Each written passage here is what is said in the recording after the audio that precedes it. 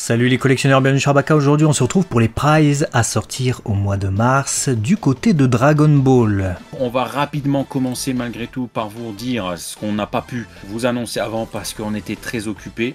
Donc en février il y avait du coup très rapidement ce Gogeta Super Saiyan Blue dans la gamme des Blood of Saiyan. Il y avait ce duo de matchmakers Vegeta versus Zarbon, plutôt pas mal d'ailleurs pour le coup. Et ensuite, pour le mois de janvier, il y avait ce Gohan Super Saiyan 2 History Box.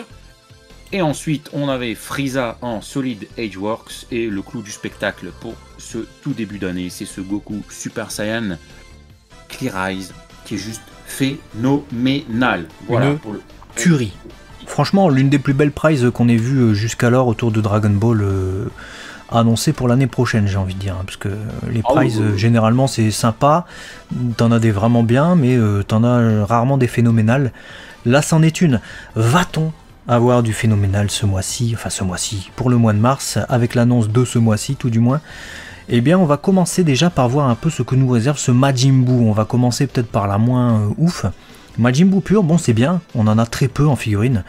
Donc ça c'est une bonne chose de le voir sortir dans le line-up des Solid Ageworks, ce sera une Solid Ageworks. Il n'est pas en train de marcher, mais qu'en est-il de la qualité?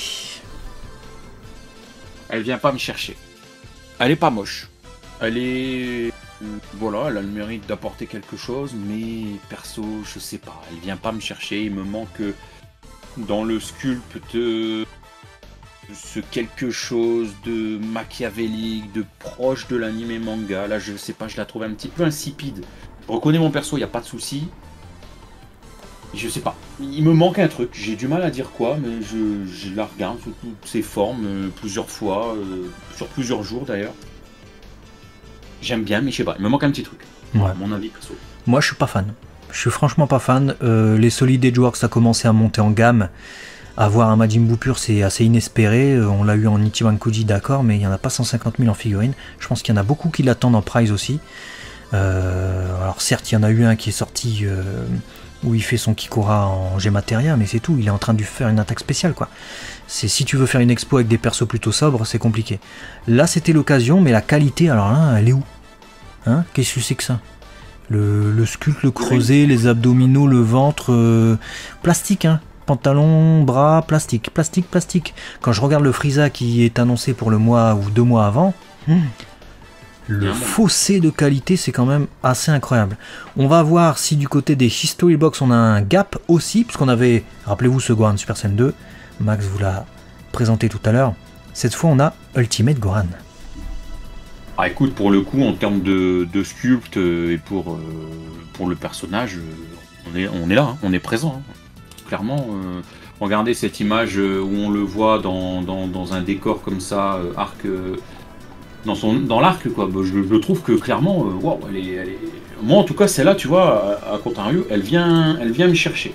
Et avec un superbe paint qu'on pourrait ajouter à celui qui est un peu meilleur que certaines qu'on a pu déjà avoir, je me dis, punaise, le sculpte est phénoménal. Donc franchement, pour le coup, pour une prize, j'aime bien, j'aime beaucoup. Totalement d'accord, rien à ajouter, pour moi c'est une tuerie. Ça respecte bien le concept de History Box, t'as le personnage avec un petit bout de décor et tout, c'est bien fait, c'est plutôt détaillé, c'est tout ce qu'on aime. On va passer du coup à la Gemateria de Nappa, qui était une figurine attendue. Il fait son Saigo no Waza, ou plutôt sa Saigo no Waza, donc sa technique ultime. Alors bon, est-il toujours en train de cracher son œuf? C'est une figurine qui ne peut pas s'exposer n'importe comment. Voilà, clairement si tu le regardes de face, et que tu le mets à une bonne hauteur dans ta vitrine et que tu as vraiment cette sensation qu'il envoie un Kikora par la bouche, ça va le faire. Par contre, tu peux aussi très rapidement, si tu le vois trop de côté, te dire qu'il a mal digéré le festin d'hier et il te dégoupille un truc pas très catholique. Ouais, après dans le manga, l'animé, c'est plutôt de côté qu'on le voit faire son attaque, ouvrir la bouche grand, lancer son Kikora sur Goku. De face, moi, j'ai l'impression qu'il est en train de dégobiller, mais me vient une grosse question quand je vois les visuels là. Comment il tient? Parce qu'on voit pas les socles, mais regardez, comme il est dans le ciel normalement à ce moment-là dans le manga, bah ses pieds sont inclinés. Alors j'ai hâte de voir comment ils vont nous proposer ça, j'espère qu'on n'aura pas un truc dégueulasse en train de le soutenir au niveau de, des parties. Ah, soit on va avoir un socle dégueulasse noir, soit ils vont mettre en place la nouvelle technique qu'on a pu découvrir dans la dernière Ichiban Kuji, un petit triangle transparent V qui se met sous le pied. On l'avait vu avec la Goku qui faisait son attaque face à Majin Buu. J'avais trouvé ça hyper intelligent parce qu'on le voit pas et il a les pieds comme ça, un petit peu, tu vois, un peu sur la pointe des pieds. Ça pourrait être intelligent que ce soit ça. On verra. Ça serait le mieux en tout cas. On va découvrir la dernière, hein, du coup, annoncée pour le mois de mars, ça sera une Blood of Science. On avait du coup la Gogeta, on a évidemment Végéto, cette fois-ci en Super Saiyan Blue. On reste sur la même qualité.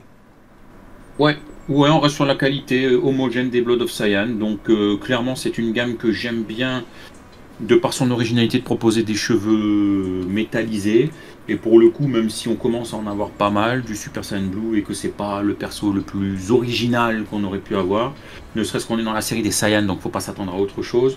Et puis je me dis que quand tu as ta collecte complète et que tu as toutes les Blood of Saiyan avec ces cheveux métallisés, bah ça donne un genre, voilà. Ça se détachera du reste de ta collecte. On aime, on n'aime pas, on adhère pas, mais au moins elles apportent quelque chose de différent. Voilà. Ouais, voilà. Et pour ce qui est des tailles, du coup, ce Végéto mesurera 18 cm. Le Majin Buu que vous avez vu tout à l'heure en Solid Edgeworks sera plutôt grand, puisque 16 cm. Ensuite, on a notre cher Nappa qui ne fera que 12 cm. Donc vraiment petit, hein. 12 cm. Déjà, il me semble de mémoire que le numéro 16 qui était sorti en G-Materia, bon, c'était suffisant, hein, mais il était au sol, il avait un genou au sol. Lui, il faisait genre dans les 14.